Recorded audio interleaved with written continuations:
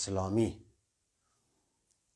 خب یه مرور مختصری بود در مورد معرفی آنها و افکار زبده آنها در مورد خداشناسی، در مورد توحید، در باب مسائل عقیدتی، که در واقع خلاصش در یک کلمه بیان شد که اینها معتقد به وجود الله نیستند.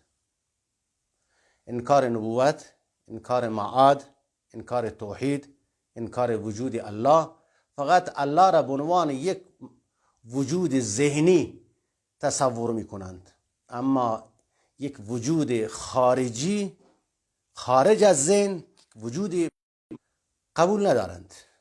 خب این مقدار مختصر است.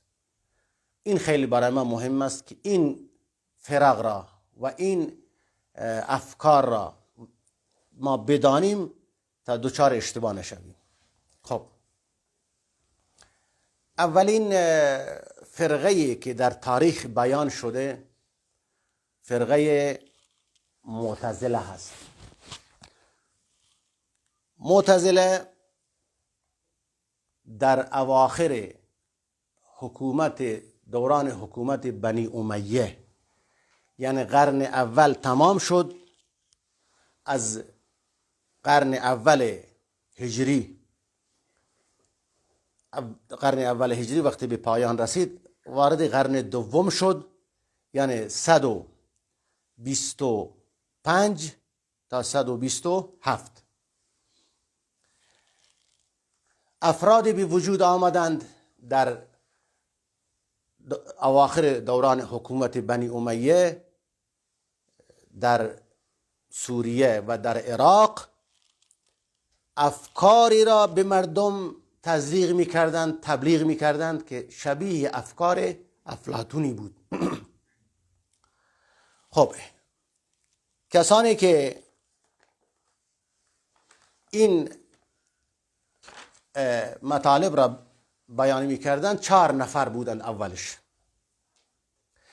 در اواخر حکومت بنی امیه، یعنی سال 125 الی 27 که پایان دوران حکومت بنی امیه 131 تا 132 کلاً برچیده شد. خب اشخاص برجسته بودند، به نام اسلام بودند. اینها 2 مطلب عنوان کردند در جامعه اسلامی. یک مطلبی به نام این است که انسان حر است، آزاد است به شکل مطلق. کل افکار و اخلاق و رفتار و گفتار هر چی که در زندگی اجتماعی دارند، عبادی و غیر عبادی، خالق افعال خودش هست، مختار است انجام بدهد یا ندهد، اما فعل را، اون کار را خودش خلاق است، خلق می کند. مثلا انسان میخواد نماز بخواند. خب خواندن نماز، ولو اینکه دستور الهی است، خواندن نماز خلاقیت خود اوست.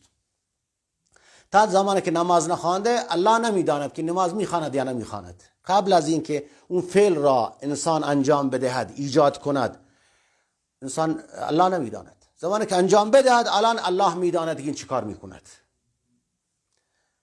مشروب، یکی شراب میخورد، الله نمیداند که این شراب میخورد یا نه. زمان شراب خورد الان الله میداند که این شراب خورد. زنا، شراب، دروغ، هر فعل خوب یا بد، انسان در انجام فعل حر مطلق، آزاد مطلق است، چه خوب چه بد، و اون فعل را و اون کار را خودش خلق می کند، خودش به وجود می آرد. الله به وجود نمی آرد، الله کاری نداره با کارش. الله دستور داده که کار خوب انجام بدهید، که نماز است، روزه است، زکات است، حج است، امر معروف نهی منکر. این کار مثلا کار خوب نیست، بد است، دروغ بده، زنا بده، مشروب بده. خوب و بد را گفته. به خوبی مثلا پاداش نیک میرسد، به بدی مجازات میشوید. خب این امور تشریعی هستند. الله خوبی را دوست دارد و اون چیزی که زشت است و بد است دوست ندارد. خب درسته. اما بحث روی این است که آیا انسان یک فعل را انجام میدهد که آزاد است در آن، فعل را چه کسی خلق میکند، به وجود میارد؟ معتزله گفتند که انسان خود خالق فعل خودش است. متوجه شدی؟ این مطلب را، این مقوله را اینا آمدن تبلیغ کردند. کیا بودند کسانی که این مطلب را تبلیغ میکردند؟ یکی از اینا معبد جهنی بود. معبد جهنی کسی بود که بر علیه حکومت عبدالملک ابن مروان قیام کرد، بعد کشته شد. حجاج ابن یوسف او را قتل کرد. نفر دوم غیلان دمشقی، اینم در زمان خلافت عمر ابن عبدالعزیز بود، در پایان به اصطلاح سده اول بود. این هم یک تحرک انقلابی انجام داد علیه حکومت بنی امیه. بعد این دستگیر شد توسط هشام ابن عبدالملک، اینم کشته شد. نفر بعدش جهم ابن صفوان بود. جهم ابن صفوان این هم شروع کرد همین مطالب را، البته به اضافه مطلب دومی هم این اضافه کرد، خلق قرآن، انکار صفات. هر چی که صفات رب العالمین دارد، ذات الله را میگه قبول دارم، الله ذاتی است موجود، وجود دارد، اما معرفیش کن که هست. میگه ذات الله نه بالاست نه پایین است، نه جلو نه عقب، نه سمت راست نه سمت چپ، و از اتم ریزتره، جز لا یتجزا، تجزیه نمی شود. این گونه الله را معرفی کردند. ذاتی است بدون صفات، چه صفات ذاتی چه صفات فعلی. صفات ذاتی مثل اینکه الله سخن میگوید، الله علیم است، سمیع است، بصیر است، حی است، قادر است. خب این صفات ذاتی رب العالمین است. خب گفت این صفات را الله ندارد. صفات فعلی که استواء العرش است، الله صفت ذهن دارد، صفت غضب دارد، صفت تعجب دارد، صفت ید دارد، صفات دیگر در کتاب و سنت بیان شده.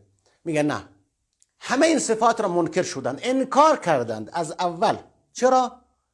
گفت اگر برای الله صفتی را قائل بشویم که الله میبیند، میشنود، بینایی نیاز به چشم دارد، شنوایی نیاز به گوش دارد، و حیات نیاز به جسم دارد،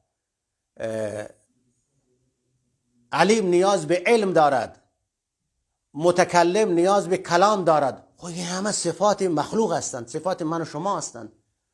الله شبیه انسان ها می شود، مشابهت با انسان ها پیدا می کند.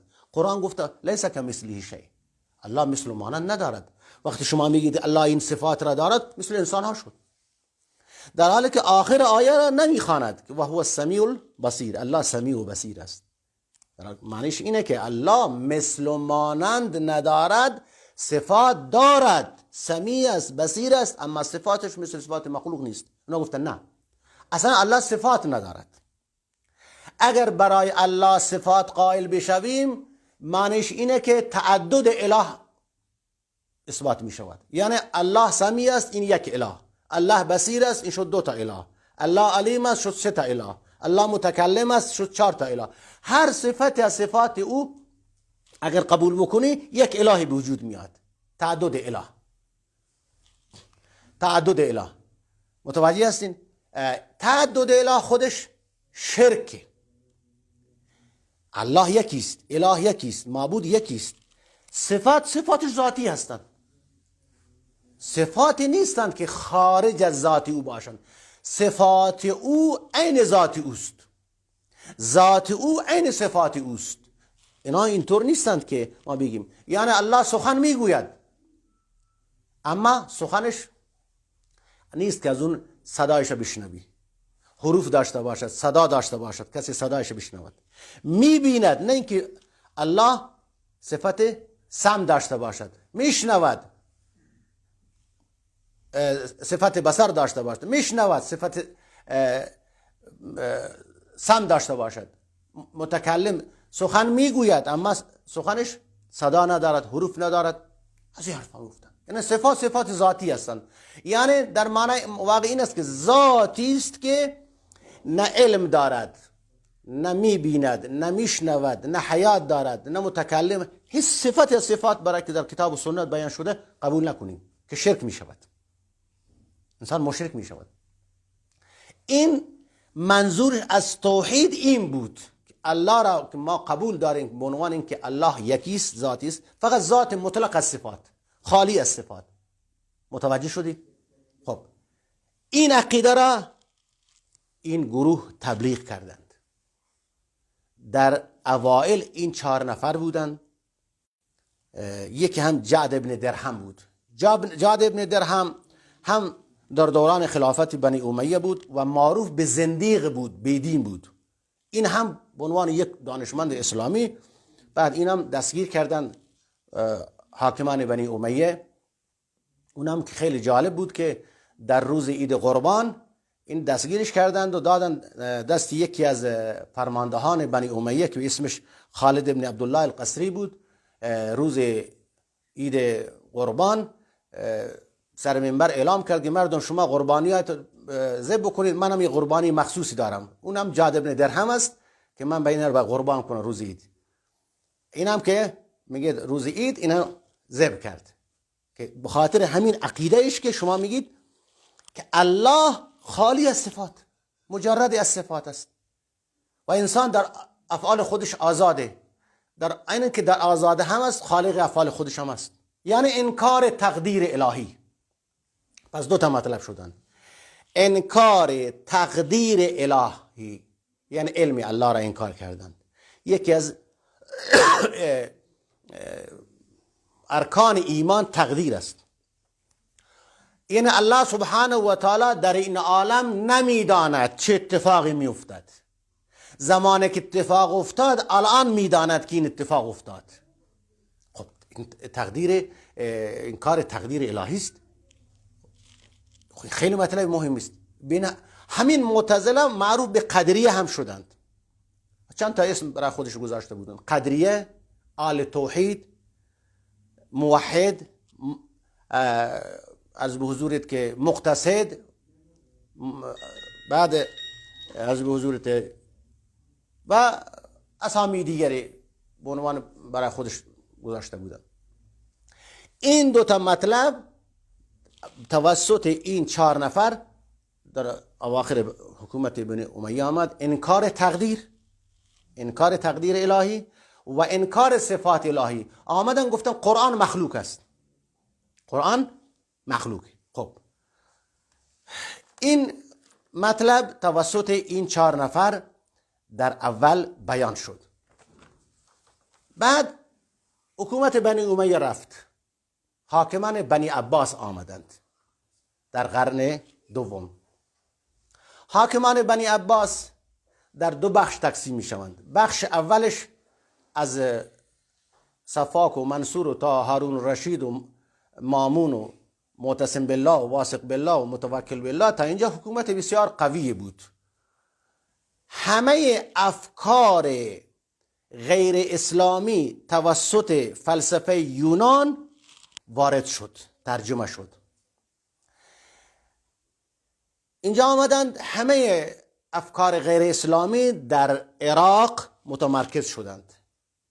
چه مسیحی ها افکارهای خودش ترجمه کردند، یهودی ترجمه کردند، فیلسوفان یونان آمدن خدمات انجام دادن، عقاید فلسفی خودش ترجمه کردن، وارد کردند اینجا و حاکمان بنی امیه استقبال کردند. حتی هندوها، فرهنگ هندوها ترجمه شد و می اومد اونجا. چرا؟ یک حکومت بسیار قوی و شکوفا، متمدن و فرهنگی از همه جا آمدن اینجا متمرکز شدند. زرداشتی ها، بودایی ها، کلدانی ها، خلاص همه افکار غیر اسلامی، شرکی، کفری، خرافاتی اینجا سرازیر شدند. در این عراق، در کوفه، در بصره، در عراق، در ایران، این عده از دانشمندان تحت تأثیر این افکار عقلانی، عقل مجرد فقط عقلانی بود، تحت تأثیر اینها قرار گرفتن. آمدن نصوص کتاب و سنت را بر اساس عقل تفسیر و توجیه و تعویل میکردند. جدا شدند از منهج کتاب و سنت، جدا شدند از سلف صالح، جدا شدند از ائمه حدیث، از تابعین و تبع تابعین که فراوان بودند، ائمه حدیث بودند، با آنها مبارزه کردند، جدا شدند. گفت نه، باید کتاب و سنت بر اساس عقل تفسیر شود. معیار عقل است، معیار عقل انسان است و عقل است که قرآن و سنت را تشریح بکند.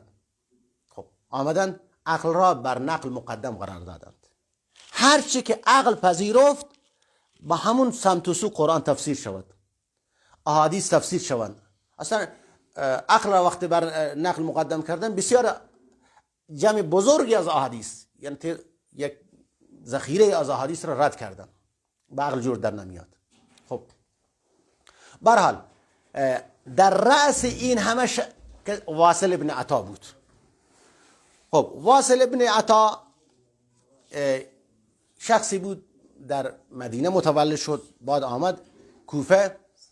وقتی کوفه آمد با حسن بصری به اصطلاح نشست و علم یاد گرفت از حسن بصری که یکی از تابعین بزرگ اهل اسلام است.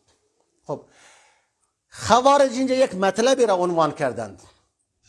خوارج گفتند هر کس گناه کبیره را مرتکب شد اون کافر است، جان و مال و خونش حلاله، بکشید. خب همین کارا کردند خوارج با علی، با معاویه، با مسلمانان. اهل سنت در مقابل اینها فتوا دادند که کسی که مرتکب گناه کبیره بشود فاسق است، از اسلام خارج نمی شود، جان و مال و خونش در امانه. واصل ابن عطا آمد گفت نه، این نه مؤمن است نه کافر است. شاگرد حسن بصری بود. در اون جلسه حسن بصری وقتی که این مطلب عنوان شد، این در مقابل استاد قیام کرد، گفت نه، من قبول ندارم، مؤمن نه مؤمن است و نه این کافر است، منزلتون بین منزلتین، این یک جایگاه سوم قرار دارد، نه مؤمن نه کافر. اما در این دنیا به عنوان مسلمان میشه اسم برد ازش، احکام اسلامی جا، اما در آخرت اگر توبه نکرد برای همیشه در جهنم مثل کفار و مشرکین در جهنم است. خب واصل ابن عطا الغزال معروف است، این آمد این تفکر را به اصطلاح راه انداخت. خب واصل ابن عطا بزرگان معتزله بود. همراه او چند نفر هم همکار شدند. از به حضورت که این جهم ابن صفوان هم قبل از او بود. افکار جهم ابن صفوان مثل همون معبد جهنی بود و جعد ابن درهم بود و که جهمیه بیش میگن. بعد معتزله ها بعد از این دو مطلبی که عنوان کردند، انکار صفات الله و انکار تقدیر، مرحله جدید شدند از زمان واصل ابن عطا در اوایل حکومت بنی عباس، این در زمان هارون الرشید و اینا. خب هارون الرشید تلاش کرد که این علما را با هم کنار هم جمع کند و این مطلب را عنوان کند، بحث بکنند، مناظره بکنند، گفتگو کنند، نتیجه را درست به مردم تحویل بدهند، که موفق نشد. و بعد پسرش مامون آمد، بعد پسرش معتصم آمد، بعد پسر اون دیگرش واثق آمد. اینا آمدن. سران معتزله اینجا دو تا امتیاز کسب کردند. یک امتیازش این بود که ادیب بودند، شاعر بودند، متکلم، سخنور بودند در علم کلام، در علم فلسفه، در همه این علومی که از فلسفه و از یهودیت و از مسیحیت و از زرداشتی ها و از هندوها و از دیگران گرفته بودند. در این علوم مسلط بودند. عرب هم بودند، فصیح صحبت میکردند، شاعر هم بودند. خیلی این افکار فلسفی خودش را به شعر در می آوردند، به نثر در می آوردند. مردم خیلی راضی بودند. حتی این رفت پیش حاکمان. مأمون الرشید تحت تاثیر افکار اینها قرار گرفت، معتزلی شد. حاکم وقت بود، معتزلی شد. بشر مریسی که شاگرد امام ابو یوسف بود، یکی از سران فتنه بود که این وادار کرد، یکی سمامه بن اشرس. این دوتا نفر بسیار فعال بودند. حاکمان بنی عباس را وادار کردند بر علیه سلفی ها، بر علیه آل حدیث، بر علیه منهج سلف صالح. اینجا امام احمد رحمت الله علیه در افتاد، مقابله کرد، مناظره کرد. امام احمد رحمت الله علیه 2 سال و اند توسط مامون زندان شد. فشار آوردن روش، قبول کن که قرآن مخلوقه، قبول کن که الله صفات ندارد. نه من قبول نمیکنم. بحث و مناظره در بحث و مناظره کم آوردن، زندانش کردند. بعد از اینکه امام احمد رحمت الله علیه زندانی شد 2 سال و اندی، بعد از 2 سال و اندی بعد اینا حصر خانگی قرار دادند. یک دوران بسیار پرفتنه‌ای بود. همه علمای حدیث منزوی شدند، یا در حصر خانگی داشتند، یا منزوی شدند، یا فرار کردند. حاکم وقت اینا را تعقیب میکرد که حرف نزنند علیه این فکر معتزلی که قرآن مخلوق نیست، الله صفات دارد، باید انکار تقدیر را قبول بکنند، صفات الهی را قبول بکنند، قرآن مخلوق است. یک فضای بسیار متشنج و فتنه در حکومت امپراتوری بنی عباس در بغداد و اطراف بغداد شروع شد. خب این فتنه بسیار طول کشید، هولوش 100 خورده سال، یعنی نزدیک به 150 سال تا 200 سال این فتنه همینجوری ادامه پیدا کرد. الله سبحانه و تعالی بعد از این یک حاکم بنی عباس را به عنوان متوکل بالله، آدم درستی بود و صالح بود و منهج کتاب و سنت را دوست داشت. این وقت سر قدرت آمد، همه معتزله را غلغم کرد، همه معتزله متواری شدند. این افکار گفت هر کسی بگه قرآن مخلوق است باید یا کشته شود یا بره زندان، مجازات بشود. هر کسی انکار تقدیر کرد، هر کسی صفات الهی را که در کتاب و سنت آمد انکار کرد، باید مجازات بشود. امام محمد بن حنبل از حصر خانگی آمد بیرون و همه علمایی که معاصر در اون زمان بودند جمع شدند. حول و حوش ظرف 14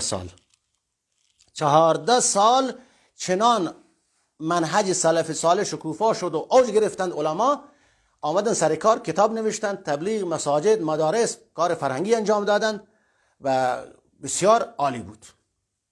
که متاسفانه بعد از این دوران شکوفایی بنی عباس که مرحله اولش بود، مرحله بعد از متوکل بالله حاکمان عیاش بودند، ضعیف بودند. این مرحله دوم حکومت بنی عباس ضعیف شد، چنان ضعیف شد که از اصفهان و قزوین و از سمت شمال غرب کشور ایران آل بویه، دیلمیا از اینجا دیدن که خب امپراتوری اسلامی عباسی تا هند و سند و آذربایجان و قزاقستان و ازبکستان و افغانستان و کل ایران، این کل شرق آسیا تحت مستعمره بنی عباس بود دیگه. خب اینا وقتی که دیدند بنی عباس حالا ضعیف شدند، یک نسل از دیلمی ها، فرد به نام ابو شجاع 3 تا پسر داشت، احمد و حسن و علی، اینا در نظام بودند، در نظام اون حکومت بسیار کوچک دیلمی ها در منطقه اصفهان و قزوین و این مناطق. آمدن سر قدرت، داستانش خیلی مفصل نمیشم همه بگم. آمدن سر قدرت و بعد اینا این 3 تا برادر چنان موفق شدن رفتن تا همه مناطق اکثر ایران را گرفتن، اصفهان و ری و همدان و کرمان و عرض به حضوریت که همه مناطق را تا لب مرز عراق گرفتن. خب این هم وقتی به این نتیجه رسیدن، حاکم ضعیف بود. اون زمان حاکم متقی بالله بود. به متقی بالله هشدار دادن، گفتند که اجازه اگر نمیده به زور میایم وارد بغداد میشویم. اونو اجازه داد، گفت من ملایی هستم، من خلیفه هستم به عنوان آل بیت پیغمبر با من کار داشتن باشید، بیایید. خب آمدند، وارد بغداد شدند، بغداد تصرف کردند، بنی عباس را خار و ذلیل کردند. هر زمانی که میخواستند یک حاکم را جابجا بکنن گفتند تو لایق نیستی، اون یکی را می آوردند. تو لایق نیستی، این یکی را می آوردند. مسخره بهش میکردند و اذیتش میکردند. اونا قدرتی هم نداشتند. اولهاش 113 سال حکومت کردند، ولی شیعه بودند. از اون شیعه غالی بودند، رافضی بودند، شیعه غالی. چطور اینا شیعه شده بودند؟ در زمانی که علویان مخالف عباسی‌ها بودند، چون حکومت بنی عباس از دو رشته هاشمی تشکیل شده، یکی پیروان نوادگان عبدالله بن عباس بودند، یکی نوادگان علی رضی الله تعالی. حاکمیت دست اونا بود. اینا محروم شدند، یعنی فرزندان علی رضی الله تعالی از حکومت بنی عباس محروم بودند. مثلا امام حسین، امام حسن، فرزندان آن امام صادق، امام جعفر، امام کاظم، موسی کاظم و همه اینا محروم بودند. اینا را داخل نظام نگذاشتند. گفت شما، ما مستحقیم، حاکمیت دست ماست. الان دو تا برادرزاده بودند. خب اونا آمدن قدرت به دست گرفتند، اینا را خلاصه منزوی کردند و اینها پناه بردند از دست بنی عباس، پناه بردند اینور اونور، متواری می شدند. اینا حکومت تغییر میکرد، میرفتند تا اینکه رفتن به دهلمیه، اونجا پناه بردند. مثل همین دورانی که الان میبینیم که یکی از فلان جا مثلا میاد در افغانستان، بعد حکومتات اینا تغییر میکنه، بعد می در کوههای کشمیر پناه میبرد. خب جای نداشتند، اونجا پناه بردند. از اونجا اینا شیعه شدند. بعد از اون شیعه نادان و قالی بودند، خیلی متعصب بودند. حکومت آل بویه آمدند، خدماتی برای تشیع انجام دادند.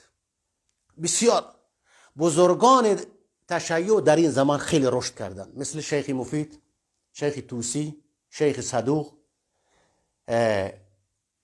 شریف رضی، از حضورت که سید رضی همین که نهج البلاغه را نوشته در اون زمان بود. خیلی قدرت گرفتند. اما معتزله ها آمدند زمانی که در زمان حکومت متوکل بالله از بین رفتند و متواری شدند، تارمار شدند، فرصت مناسب، بستر مناسب برای خودشون دیدن. آمد یکی به نام عبدالجبار همدانی که یکی از بالاترین و قدرتمندترین نویسنده معتزله هست، شیخ المعتزله، رئیس المعتزله. این آمد با یکی از وزیران مؤید الدوله آل بویه.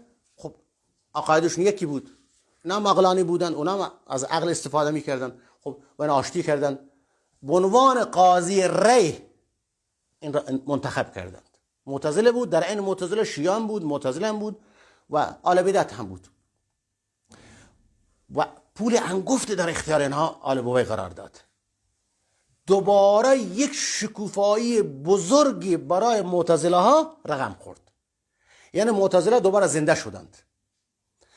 شدند معتزله ها در همه جا تا 113 سال، بعضی میگن 127 سال، تا قرن 447 حالا هوش 120 سال دوران این حکومت اینها آمدند، خوب رشد کردند، کتاب نوشتند، کار فرهنگی انجام دادند، مساجد، مدارس، کارهای فرهنگی. یعنی معتزله از نو زنده شد و بازسازی شد و ساماندهی هم شد، به این معنی که کتاب خیلی قشنگ نوشتن برای اینها، اصولش نوشتن، فروعاتش نوشتن. خب به مردم، به خصوص یکی از افکار بزرگترین نویسنده اینها جاهز بود که معتزلی بود، خیلی فلسفی بود و از افکار فلسفه یونان متأثر بود و از هندوها متأثر شده بود. اینا آمد نوشتن کتاب، خلاصه کتاب نوشتن تا اینکه خیلی موفق شدند تا قرن پایان پنجم. خب بعد اینکه آل بویه ضعیف شدند، این سه تا برادر بودند به نام حسن و احمد و علی، اینا با هم درگیر شدن، نواهای اینا با هم درگیر. کل قدرت این مناطق را در سه قسمت اینا تقسیم کردن. اصفهان و کرمان را یک برادری فارس را یک برادر، عراق را یک برادر تصرف کرد. بعد اینا مدتی با هم درگیر شدند و ضعیف شدند، سلجوقیان آمدن اینا را تارومار کردن. حالا بحثش بزن. حالا باز ما روی این مطلب هست که بنی معتزله ها دوباره در قرن پنجم و چهارم رشد کردند. خب اول مبنای عقیده اینها دو چیز بود: انکار تقدیر الهی، انکار صفات الله که قرآن هم که صفات الله است که به معنی کلام الله است. به اضافه اینها منزلتون بین منزلتین، مرتکب گناه کبیره گفت، نه مؤمن است نه کافر است، در این دنیا به عنوان مسلمان شناخته می شود، اگر توبه نکرد برای همیشه در جهنم است. برای آمدن برای خودشون چند تا اصول تنظیم کردن، کتاب نوشتن، اصول نوشتن برای خودشون، خصوصا همین عبدالجبار همدانی و جبایی و ابو هاشم پسرش، اینا خلاصا دست به کار شدن، کتاب مفصل نوشتن.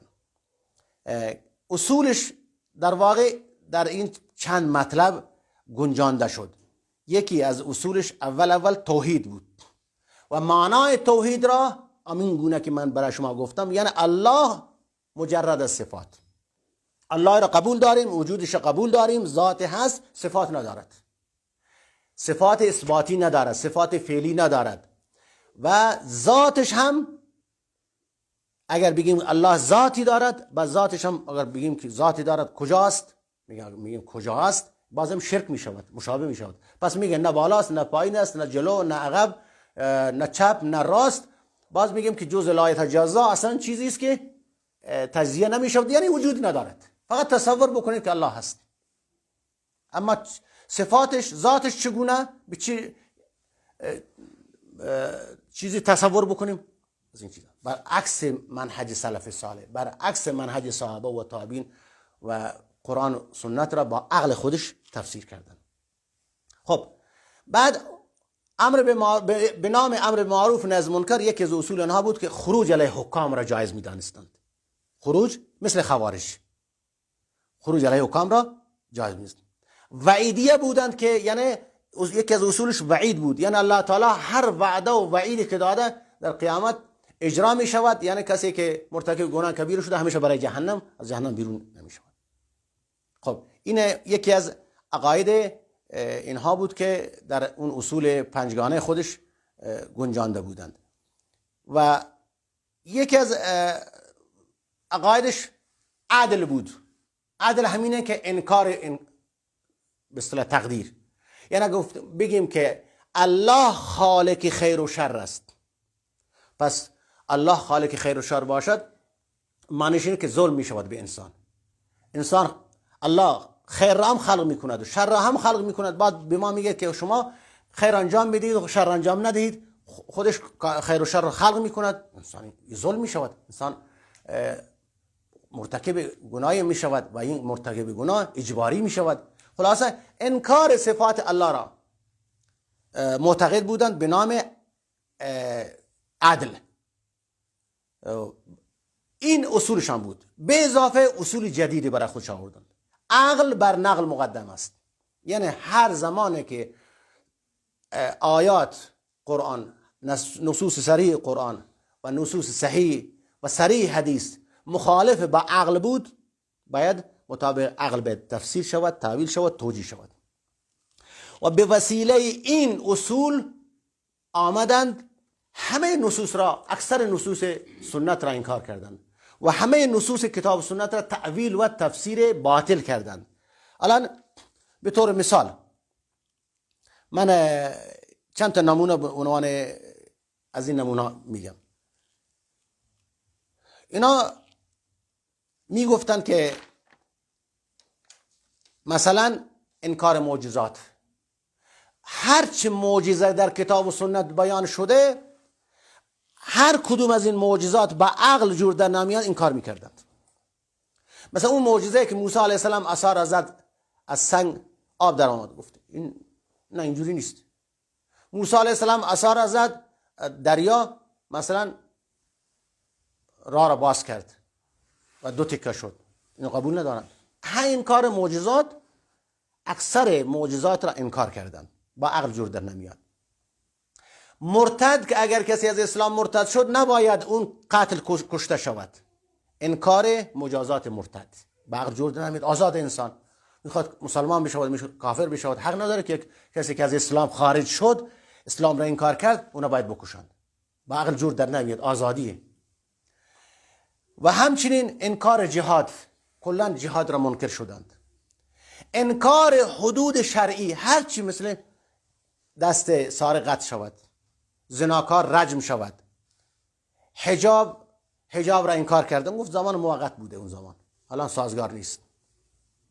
انکار شهادت زن در مقابل مرد، 2 زن 1 مرد، گفت نه اون زمان آرا بوده، الان سازگار نیست که 2 تا زن و 1 مرد، یعنی شهادت 2 تا زن در مقابل 1 مرد قرار بگیره. درست در قرآن آمده، باید توجیه شود و تفسیر شود، با عقل جور در نمیاد. و همچنین دیه زن نصف مقابل دیه مرد هست، اینا انکار کردند. سهم زن در مقابل مرد کمتر هست، گفت اینا باید مساوی شود. همه این امور که در کتاب و سنت آمدن یکی از دیگر اینها را انکار کردند. حجاب را انکار کردند، لازم نیست، این یک چیزی است که در زمان خاصی بوده، الان سازگار نیست، باید ما طور قرآن را تفسیر بکنیم، به روز تفسیر شود. قرآن باید به روز تفسیر شود. مصافحه زن را جایز قرار دادند. شفاعت عظما که در روز قیامت حق پیغمبر از قرآن بیان کرده که الله سبحانه و تعالی به پیغمبر اسلام اجازه میدهد که شفاعت کند برای گناهان کبیره مسلمانان، این را انکار کردن، گفتین شرکه. انکار عذاب قبر را انکار کردن، در قبر عذاب نیست. انکار رجم، اگر کسی زنا بکند و متأهل باشد نباید رجم بشود. تمام معاملات ربوی را مجوز صادر کردند، این خلاف عقل است. عرض به حضورت که همچنین مسائل زیادی اینا روز به روز، هر روز بسیار از این مسائل اینا در میارن و حکم صادر میکنن، میگن قرآن و حدیث باید به روز تفسیر شود. خب این خلاصه افکار معتزله بود که متأثر بودند از فلاسفه، از افکار یهودیت، مسیحیت، هندو، زرتشتی و آمدند قرآن را و احادیث را با معیار عقل سنجیدند و چون عقل متفاوت است، هر کس میتونه یک روش تفسیر بکند، فرقه های معتزله هم زیاد شدند. هر رئیسی، هر یکی از رؤسای اینها، شیوخ اونها یک چیزی را با عقل خودش تفسیر میکرد، یک گروهی میشد، یک حزب میشد، یک فرقه درست میشد. مثلا فرقه واصلیه و فرقه جاهزیه و فرقه معتمریه و فرقه جهمیه و همینطور هزاران صدها فرقه شدن. بنابراین این افکار معتزله با این روش آمد در جهان اسلام یک فرهنگ جدید غیر اسلامی در باب عقاید، در باب احکام دین، به عنوان یک فرهنگ نوین که امروز میگن فرهنگ جدید، نوین با تفسیر جدید، با تفسیر روز، قرآن و سنت باید مطابقت داده بشود، طبق خواسته های بشر، طبق خواسته های حاکمان، طبق خواسته های فرهنگ اون روز، اصطلاحات اون روز مردم.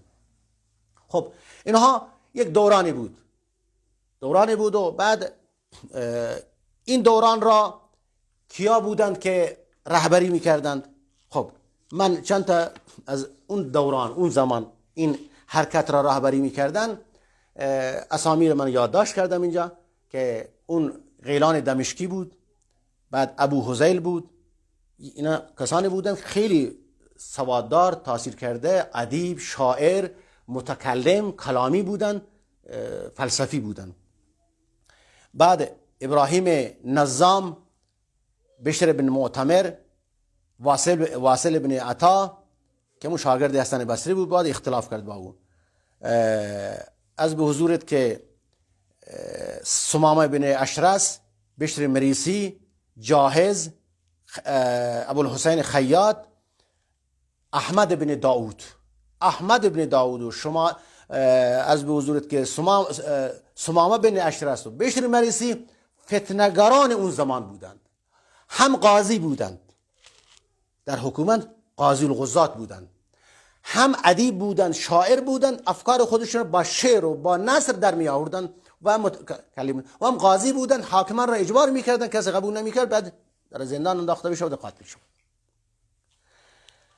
ابوالحسن کرخی حنفی از همین گروست.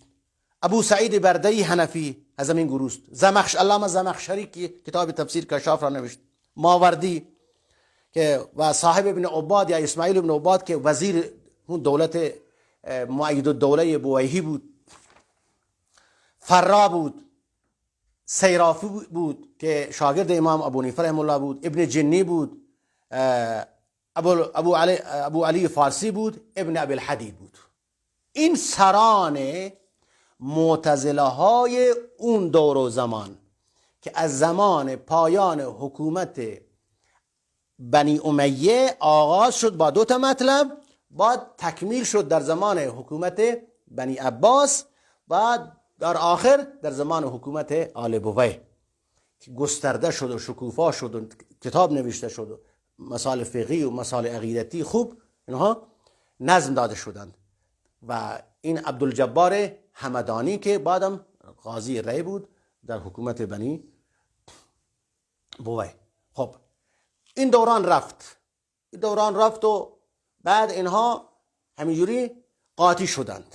افکار معتزله، این خیلی جالبه، افکار معتزله دوباره قاطی شد با 3 گروه. اینا ادغام شدند، چنان ادغام شدند که با هم برادر شدند. هیچ کسی نمی گفت که آقا اینا جدا هستند. افکار معتزله با افکار شیعه، افکار شیعه با افکار معتزله. بعد 2 نفر آمدن قلم برداشتن به علیه معتزله ها، ابو منصور ماتوریدی، ابو الحسن اشعری. اینا قلم برداشتن قیام کنند، اما چیکار کردند؟ از روش خود آنها وارد شدند که علیه آنها قیام کردند، اما گرفتار بیماری آنها شدند.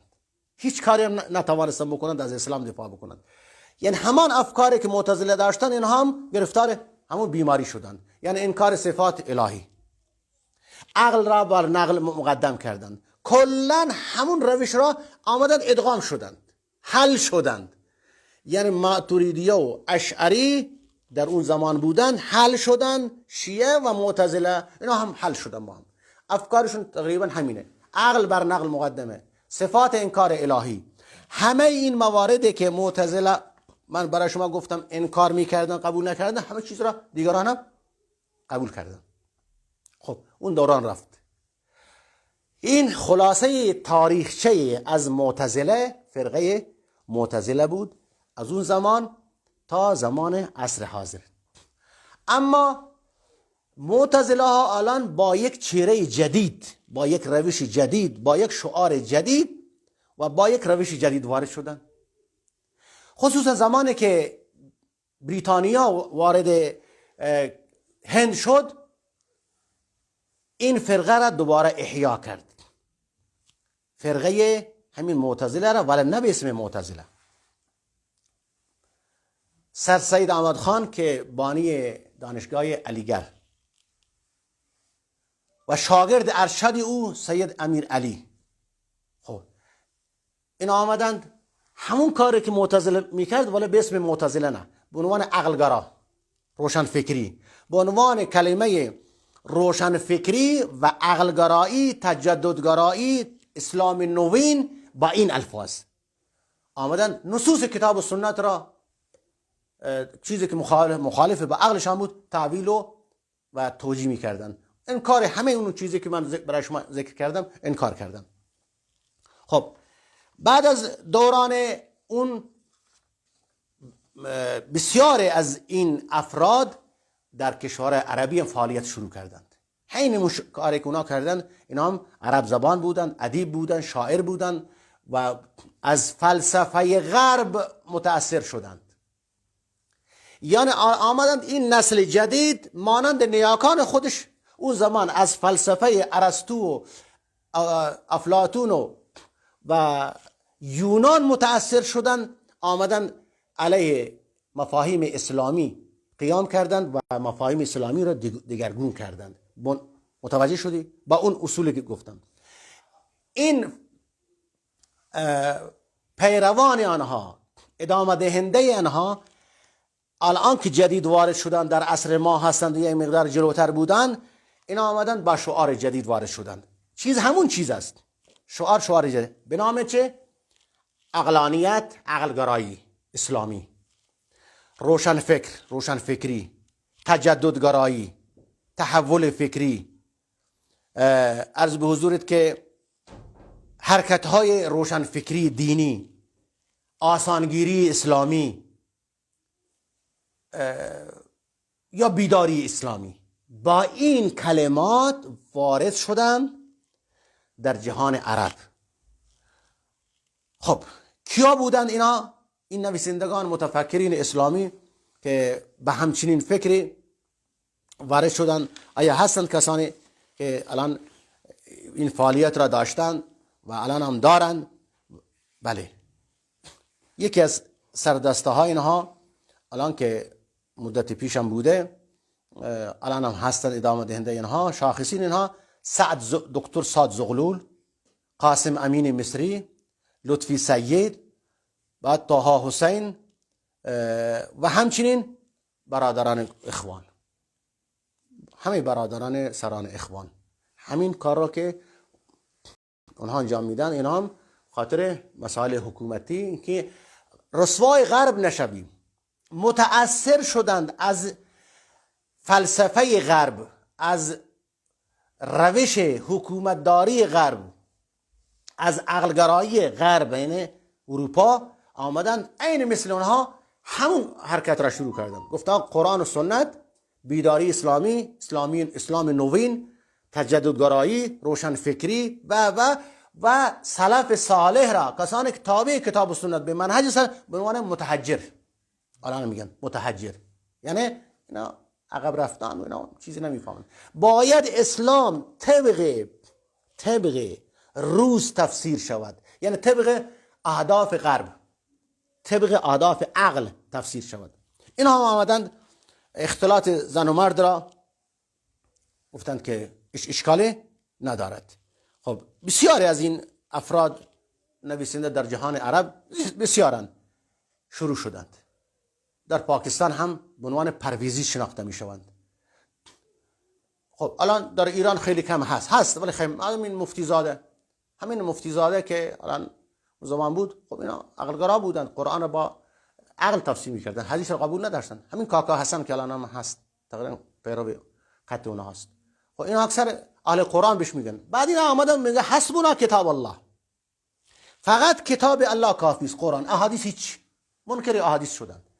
بعد قرآن را طبق میل خودش تفسیر میکنن، به روز تفسیر کنن، مطابق هوا و هوس تفسیر بکنن. بعد میگن که رسوای جهان غرب نشویم که ما را متهم بکنن که شما عقب گرایید.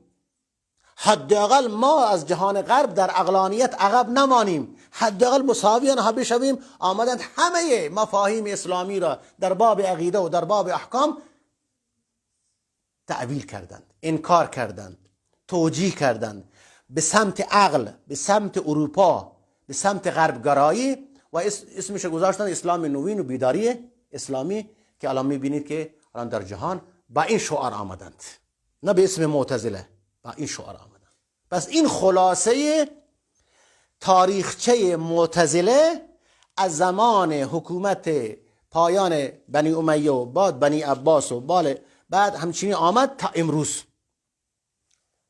این خلاصه تاریخچه معتزله هست. وقتی گفت معتزله دیگه دوباره نیازی نیست که تفسیرش بکنیم. خلاصهش امینه: انکار صفات الله، انکار تقدیر. عقل بر نقل مقدم است. عقل، ارزش عقل را بر نصوص کتاب و سنت بالاتر قرار دادن. ما که منکر خدمات عقل یا جایگاه عقل نیستیم. میگه ما معتقدیم که عقل باید فکر کند، اما در خلاف جهت نصوص کتاب و سنت نباید فکر کند. بلکه تابع آنها بشود. ما عقل را میگیم اون چیزی که محسوساتن، حس میشوند، با چشم میبینیم، با گوش میشنویم، لمس میکنیم، اون جایگاه عقل است. جایی که عقل اونجا توانایی ندارد در امور غیبی، در صفات الهی، اونجا نقل مقدمه. اونجا چیه؟ در احکام تشریعی اونجا نقل مقدمه. عقل پیروی اون است. عقل باید مطیع او باشد. این خدمت به دین اسلام و کارایی عقل ارزش عقل است. عقل این نیست که در خلاف جهت کتاب و سنت حرکت بکنند، در خلاف جهت مفاهیم دینی که واضح و روشن، در خلاف جهت اون امور غیبی که کتاب و سنت بیان کرده. نباید عقل اینقدر فراتر برود. اگر عقل اینقدر فراتر مجاز است، چرا نیاز به قرآن نیست؟ نیاز به پیغمبر نبود؟ چرا اینا اومدن؟ همین عقل کافی بود برای رشد و تعالی و سعادت و شقاوت انسان. چه نیازی بود قرآن بیاد، وحی بیاد؟ ما اصل وحی را قرار میدیم. عقل را خادم او، خدمت کند به کتاب و سنت، خدمت بکند به نصوص کتاب و سنت، عمل بکند به آن و تبلیغ کند. این جایگاه عقل است. خب، سبحانك اللهم و بحمدك اشهد ان لا اله الا انت استغفرك و اتوب